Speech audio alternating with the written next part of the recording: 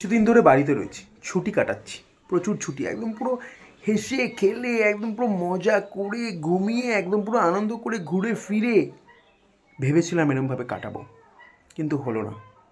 কারণ কাকু ছুটি দিয়েছিল প্রায় 1 সপ্তাহ, এবং ঘুরতে যাওয়ার কারণে ছুটিটা দিয়েছিল। তো ভেবেছিলাম আমরা একদম ব্যাপক মজা করবো, পুরো মজা করে, মানে একদম সারা সপ্তাহ সময় যেখানে পাই না এই সপ্তাহটা পুরো এখানে ওখানে যেখানে যত কাজ আছে করে ফেলবে, এবং ঘুরতেও ভালো করে যেখানে যাওয়া সব জায়গায় ঘুরবো, আর ঘুরে ঘুরে ব্লগও করবো। কিন্তু কিছুই আর হলো না।